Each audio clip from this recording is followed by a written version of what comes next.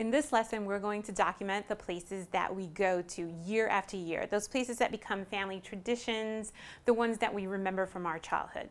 For my family, that's the Jersey Shore. Not that Jersey Shore, the one with the beach bungalows and the families and this picture of the flying swing. For you, it might be a local farm, a zoo, a market, but some place that you remember from your childhood and a place that you take your children to often. So to start our design, I'm going to use this blue scrap piece of paper that I had left over from another project, and we're going to use that to frame out this white center.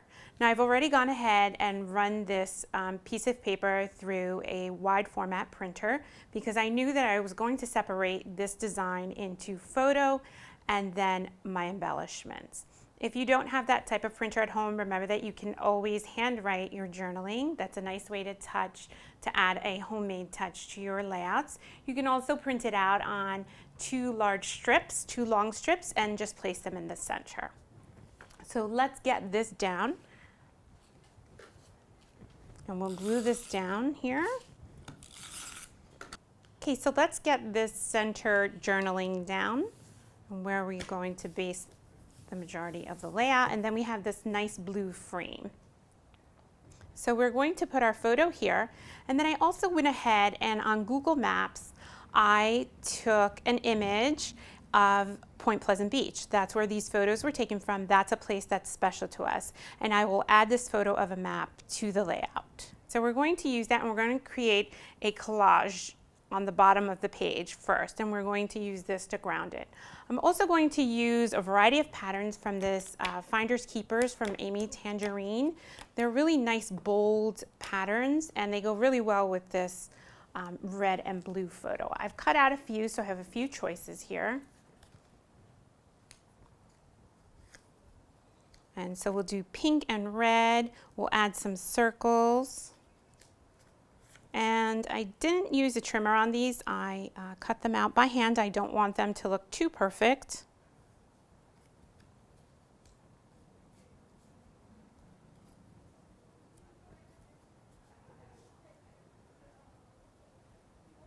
And these will underline our words and highlight our map photo here for us. And I also want to use from Amy Tangerine, she has this really interesting design of sort of a beach photo and then a triangle. So I want to use at least one of those. And I think I'm going to go with this aqua blue one here. Okay, and we'll use this to frame out this row right here. And so you'll notice sometimes I have squares and sometimes rectangles. We did a tiny piece here, circles. What you want is a variety of shapes so that we don't have a lot of static or a very flat kind of look. Last thing I'm going to put down here is some puffy words. And we'll use a very appropriate hello there. And then you'll notice another little puffy sticker. That little red star is right on Point Pleasant Beach. Just turn that around.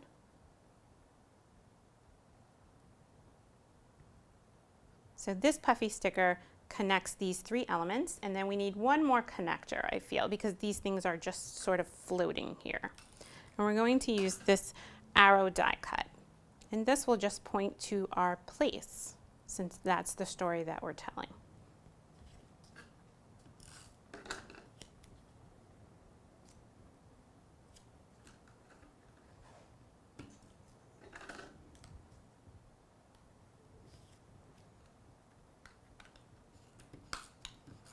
Don't worry about lining these up too straight. We want to create movement.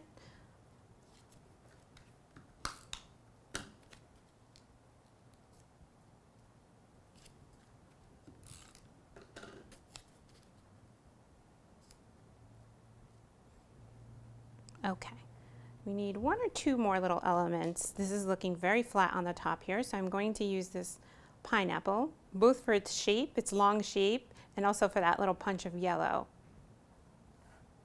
And maybe one more element down at the bottom, and we can use this transparency. Again, a different shape, it's a flag here. And there we've created our collage.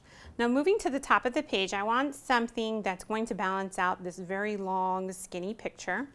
And I want to do something a little bit different with my enamel dots. So we're going to do that by using a monogram, P for Point Pleasant, and I've cut this out of with my silhouette. You can easily do this by printing out a large letter P on your printer and then just cutting it out if you don't have an electronic die cutting machine. So we could leave our layout like this, but when we want to create a little bit of interest and add a little punch of color to this gray letter, we can use some of these enamel dots. These are by Pebbles. They come with these really large enamel dots that I love, and then we have the smaller size. We'll use the smaller size to add a little bit of dimension and a little pop of color here. So we're going to take out this portion of the letter and replace it with some enamel dots. So I'm just going to cut off a little section of the P. I'm going to hold on to this section though, because I'm going to need something to cap off the end. So these enamel dots become the center of our letter. And then we just need a tiny piece on the bottom there, probably about a 1/2 inch. I can just eyeball that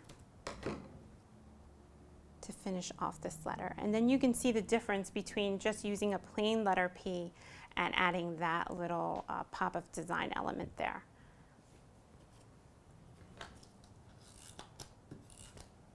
So in order to weigh the photo in this large P, we're going to add this die cut. That's going to add a little pop of blue here, slightly off center. And so that will balance out that really big monogram.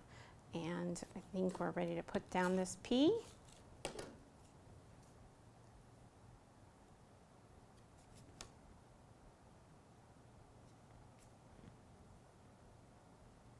And we can start transferring over these enamel dots.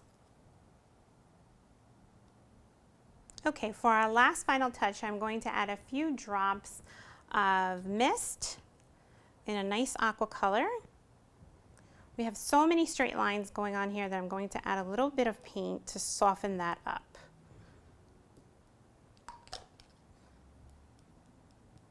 Just like that.